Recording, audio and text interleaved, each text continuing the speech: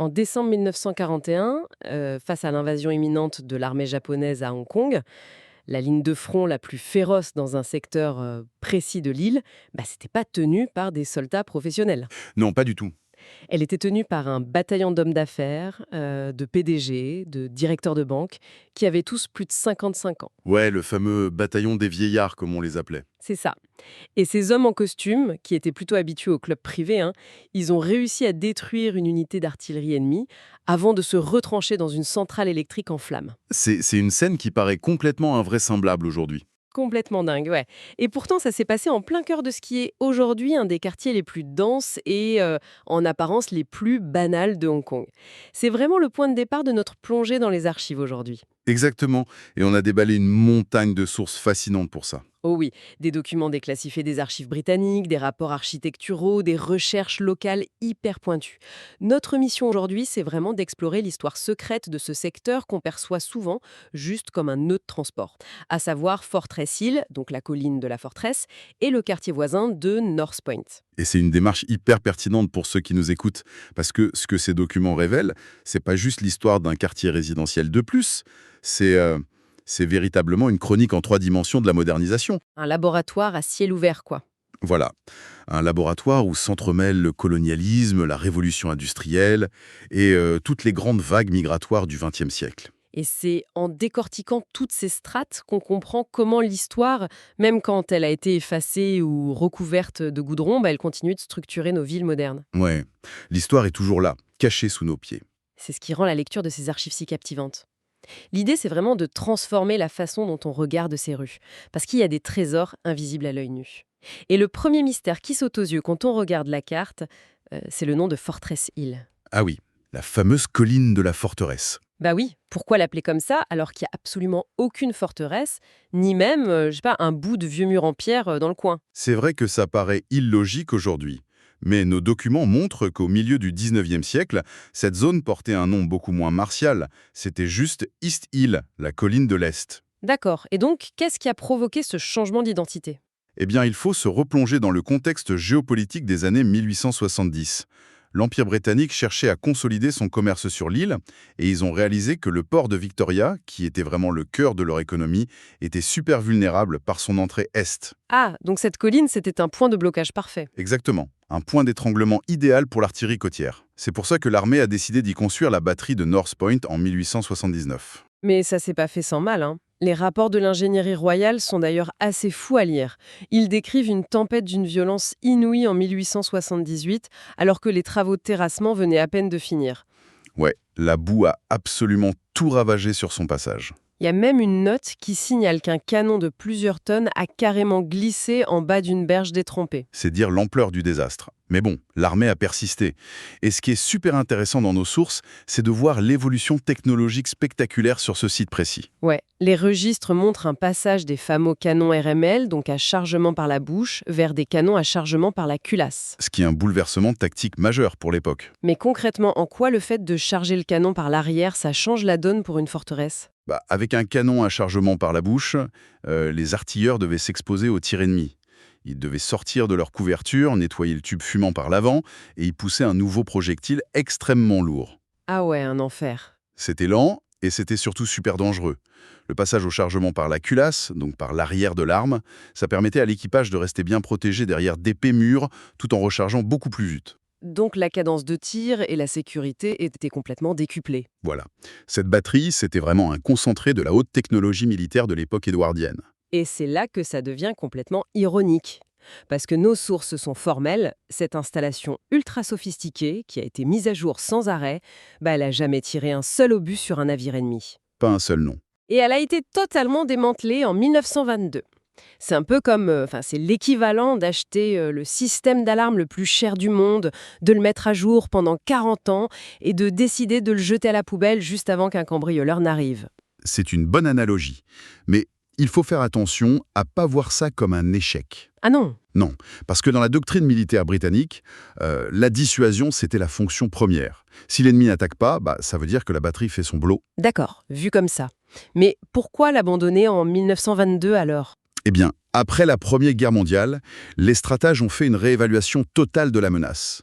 Ils ont compris que le danger n'était plus seulement naval. Une invasion pouvait venir par la terre, depuis le nord. La fameuse ligne de Gene Drickers. Exactement. Ils ont déplacé leur ligne de défense beaucoup plus loin dans les nouveaux territoires. Et en plus, la démographie de l'île était en pleine explosion. La valeur foncière de cette colline pour construire des logements surpassait de loin son utilité militaire qui, de toute façon, devenait obsolète.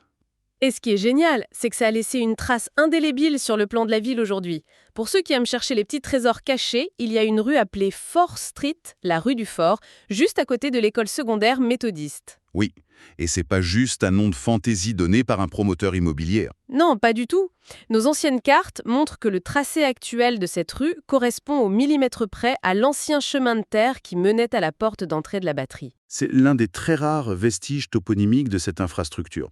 Sans ce nom de rue, on pourrait jamais deviner que le terrain était nivelé pour supporter des tonnes d'artillerie lourde. C'est clair. Mais le côté tragique de l'histoire, c'est que l'artillerie pro, elle n'a pas servi.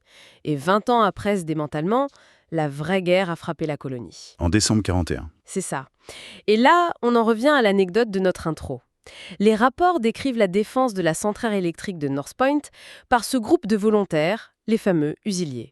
Oui, la majorité de ces hommes étaient issus de l'élite dirigeante européenne. On parle de cadres supérieurs, d'anciens hauts fonctionnaires, de grands patrons. Le rapport mentionne même qu'ils étaient sous les ordres du major honoraire John Johnston Patterson, qui était l'ancien grand patron de Jarbins, une des boîtes les plus puissantes d'Asie. Oui, un profil très atypique pour un soldat de première ligne. Et ils se sont battus comme des lions le 18 décembre contre des vétérans japonais. Ils ont détruit une unité d'artillerie, tenu la centrale électrique jusqu'à ce qu'elle brûle, et se sont repliés dans les maisons de Kings Road. Mais il y a un truc qui m'échappe un peu là-dedans. Lequel? Est-ce que c'est pas une erreur tactique monumentale ? Enfin, envoyer la tête pensante de l'économie, des PDG de banque, carrément en première ligne pour se faire tirer dessus ? D'un point de vue purement managérial, c'est une aberration totale, c'est sûr. Mais il faut comprendre que la stratégie de défense britannique était en train de s'effondrer complètement. Ah, c'était le chaos. La ligne de Gene Drinkers au nord avait été percée en quelques jours. L'armée régulière était acculée, il manquait d'hommes de façon cruelle. Ces hommes d'affaires, dont beaucoup avaient connu les tranchées de la Première Guerre mondiale, ils ont servi de force de retardement improvisée. Ils ont gagné du temps, en fait. Exactement. Les quelques heures qu'ils ont fait gagner en retenant l'ennemi à North Point, ça a été vital pour que les troupes régulières puissent se redéployer et fortifier le sud. Et surtout, l'impact symbolique est juste colossal. Oui, parce que la brise complètement le stéréotype du colonisateur lâche, non ? Voilà. Le cliché, c'était que l'élite coloniale était là juste pour s'en mettre plein les poches et qu'elle prendrait le premier bateau à la moindre alerte. En prenant les armes, en mourant sur les marches de cette centrale, ils ont prouvé qu'ils avaient un enracinement profond. Ils défendaient leur foyer, pas juste un comptoir commercial. C'est hyper touchant. Et c'est un truc à garder en tête si on se promène aujourd'hui sur Electric Road ou Power Street. Absolument. Sous les cafés et les supermarchés actuels, on marche littéralement sur l'ancien cœur énergétique de l'île et sur un champ de bataille féroce. Mais bon, la guerre n'est pas la seule chose qui a effacé les repères de ce quartier. Nos archives montrent qu'il y a eu un changement encore plus radical. La géographie elle-même a été modifiée. Oui, avec le départ de l'armée, le développement immobilier s'est emballé. Mais comme toujours à Hong Kong, il manquait d'espace. Donc, la solution classique, c'est de repousser la mer avec d'immenses travaux de remblayage. Et ces travaux ont fait une victime collatérale assez inattendue. Les registres des années 30 racontent l'histoire du Royal Hong Kong Yacht Club, un club nautique super exclusif inauguré en 1908 sur Oil Street. Un lieu vraiment réservé à l'élite européenne, très ségrégué. Tout à fait. Et visuellement, c'était un bijou. Les rapports d'évaluation architecturale décrivent un style arts and crafts, avec de la brique rouge, du stuc rugueux, de grandes cheminées, des tuiles chinoises. Quelque chose de très rare dans la région. C'est ça. Mais là où ça devient vraiment fascinant, c'est de voir comment cette élite surpuissante s'est fait chasser. Comment un club nautique pareil peut perdre son accès à l'eau. C'est une illustration parfaite des priorités économiques de l'époque. Dans les années 30, le commerce mondial explosait. La ville avait un besoin viscéral de terres industrielles, d'entrepôts, de quais pour le fret. Et donc les lois du marché ont balayé les loisirs de l'aristocratie. Exactement. Les travaux de remblayage ont littéralement créé de nouvelles terres juste devant le club. Du jour au lendemain, ce magnifique club de voile s'est retrouvé au milieu des terres, séparé de la mer par des usines et du béton. Ils ne pouvaient plus rien en faire, quoi. Voilà. Ils ont dû capituler et déménager à Kellet Island en 1938. Le bâtiment est ensuite devenu un simple dépôt gouvernemental. Et le plus beau, c'est la suite. Dans les années 90, des artistes locaux ont squatté ce dépôt abandonné, ce qui a fini par le sauver de la destruction, et c'est devenu aujourd'hui le superbe espace d'art public qui s'appelle OI. C'est une métaphore incroyable de la démocratisation de l'espace urbain. On passe d'un club de colons exclusifs à un dépôt industriel pour finir en espace d'art ouvert à tous. C'est génial. Et le petit secret pour ceux qui le visitent au 12 Oil Street, c'est l'élévation du bâtiment. C'est la seule structure du coin qui garde parfaitement l'emplacement de la ligne côtière d'origine. Si on se met dans la cour, on peut imaginer que dans les années 20, les vagues s'écrasaient pile à cet endroit. Ça donne le vertige de réaliser à quel point le paysage a bougé. Complètement. Mais bon, une fois le terrain agrandi et les élites parties, un immense vide s'est créé. Et c'est l'arrivée de nouvelles populations d'après-guerre qui va réécrire l'ADN du quartier. Oui, à la fin des années 40, c'est l'afflux d'immigrants fortunés fuyant Shanghai. North Point est très vite devenu le petit Shanghai. Et au milieu de cette vague, on a trouvé dans nos sources un personnage avec une vie digne d'un film de Hollywood. Harry Odell. Ah, Harry Odell, un profil hors du commun. Complètement faux. Un juif, ancien danseur de claquettes professionnel, qui a été prisonnier de guerre sous l'occupation japonaise. Il survit à tout ça et en 1952, il lance un projet de dingue, l'Empire Theatre, qui va devenir le State Theatre. Son but, offrir une programmation culturelle de niveau mondial. Oui, il faisait venir des stars internationales, genre le violoniste Isaac Stern ou Larry Adler, le joueur d'harmonica.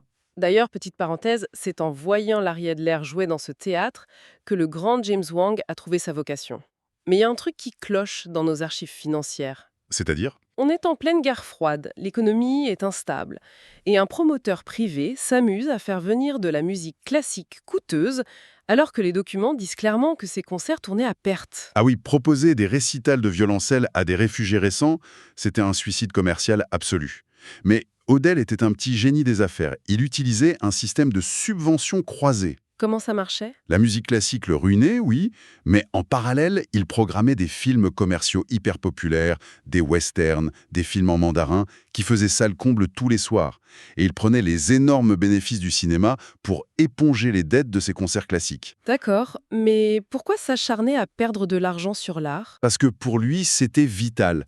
Avant même que la ville ait une mairie digne de ce nom, il considérait que Hong Kong méritait une culture d'excellence. Il refusait de compromettre la qualité. Et cette exigence se retrouve dans le bâtiment lui-même.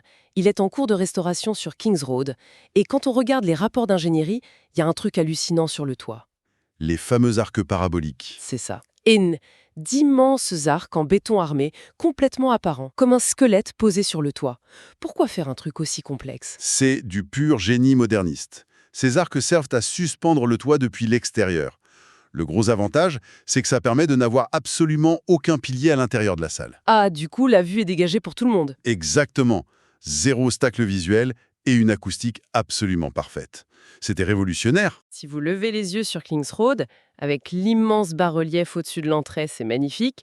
Mais bon, cette époque du petit Shanghai, très glamour, elle n'a pas duré éternellement. Non, dès les années 60, il y a une nouvelle bascule démographique. Les archives parlent carrément de l'apparition d'un petit Fujian. Comment le quartier est passé du violoncelle classique à ça en une décennie. C'est mécanique en fait. L'élite shanghaïenne s'est enrichie et a commencé à déménager vers des quartiers plus chics, comme les mid-levels, ou est partie à l'étranger. Au même moment, l'industrie manufacturière a explosé sur l'île. Et les usines avaient besoin de bras. Voilà, ça a attiré une immigration ouvrière massive depuis la province du Fujian, des gens qui cherchaient un logement pas cher à côté des usines de North Point. L'ambiance a dû changer du tout au tout. On est passé d'un cosmopolitisme élitiste à une communauté hyper dense basée sur la solidarité de la classe ouvrière. Et tout ça s'est organisé autour de Chunyong Street. Oui, nos sources parlent énormément des associations claniques du Fujian à ce moment-là. Quel était leur vrai rôle? Est-ce que ça a l'air central? C'était le cœur du réacteur. Il faut imaginer, ces immigrants, ils arrivaient, ils parlaient pas le cantonais local, ils n'avaient pas de réseau, et les banques refusaient de leur prêter le moindre centime. Dur de s'en sortir dans ces conditions. D'où les associations claniques. Elles servaient de filet de sécurité. Elles prêtaient de l'argent pour ouvrir un commerce, elles aidaient à trouver un job à l'usine, et elles payaient même les frais médicaux ou funéraires. C'était des syndicats de l'ombre, en fait. Et ce filet de sécurité s'est politisé si j'en crois les dossiers de la police. En 1967, pendant les grandes émeutes de Hong Kong liées à la guerre froide et à la révolution culturelle, ce petit Fujian est devenu un vrai bastion de la gauche locale. C'est ça, et il faut analyser ça froidement, sans parti pris. Les rapports de l'administration coloniale montrent que c'est devenu une véritable poudrière géopolitique. À l'échelle d'un simple quartier résidentiel, quoi. Exactement. Ces réseaux ouvriers hyper soudés, couplés aux grands magasins qui vendaient des produits nationaux, ça a créé une base de mobilisation super efficace. C'était une guerre par procuration entre les revendications des travailleurs locaux et les forces de sécurité britanniques. Les statistiques de police de l'époque décrivent des descentes hallucinantes dans les immeubles du quartier. C'est quand même dingue de se dire qu'une rue passe de la musique classique mondaine aux luttes ouvrières les plus dures en à peine 20 ans. Ça prouve à quel point la démographie façonne la géographie. Tellement. Et le truc fou pour ceux qui visitent le marché de Cheung Street aujourd'hui, c'est que l'héritage est toujours là. La plupart des gens y vont pour voir le célèbre tramway Ding Ding traverser la foule des marchands. C'est spectaculaire. C'est une image iconique. Mais le vrai trésor, c'est de lever les yeux vers les vieux bâtiments, comme la Kyu Kwan Mansion. On peut encore y repérer des dizaines de petites enseignes, parfois très discrètes, de ces fameuses associations claniques du Fujian. Ce ne sont pas juste des vieux panneaux rouillés. Ce sont littéralement les cicatrices d'un système de survie qui a tenu tout un quartier à bout de bras face aux turbulences économiques et politiques. C'est magnifiquement dit. Alors, si on synthétise tout ça, qu'est-ce qu'on doit retenir de cette montagne de dossiers aujourd'hui? Eh bien, je dirais que Fortress Hill et North Point sont la preuve absolue qu'une ville, c'est pas défini par ses trottoirs ou son béton. C'est l'accumulation de ses cicatrices et de ses récits. Ouais, le retrait d'un empire militaire qui laisse ses routes, les travaux qui repoussent l'océan, les banquiers qui prennent les armes, Harry Odell avec ses concerts, ou encore la résilience des travailleurs du Fujian. Tout ça est entassé sous nos pieds pendant qu'on va acheter un café. C'est fascinant. D'ailleurs, pour clore notre réflexion, il y a un petit détail dans les archives qui m'a interpellé. Lequel? Au sujet du démantèlement de la toute première batterie militaire en 1922. Les notes sont curieusement très incomplètes. Ah bon? Comment ça? Eh bien, les fondations exactes de certains bastions n'ont jamais été documentées quand tout a été détruit. C'est une vraie zone d'ombre. Et ça soulève une question qui, je pense, mérite d'être posée à tous ceux qui nous écoutent. Je t'écoute. Combien d'autres trous noirs historiques de vieux murs ou de bunkers sont enfouis en ce moment même sous les parkings de nos métropoles, attendant juste qu'un chantier les exhume? Et surtout, avec toute notre frénésie de construction actuelle, que sommes-nous en train de recouvrir d'asphalte aujourd'hui? Quelles couches les futures générations devront-elles fouiller pour comprendre nos vraies priorités? Ça fait réfléchir. On cherche souvent l'histoire dans les livres pour finalement réaliser que le plus grand obstacle à la mémoire, c'est l'habitude. C'est le béton familier qui nous empêche de voir ce qui est caché là, juste en dessous. Gardons l'œil ouvert.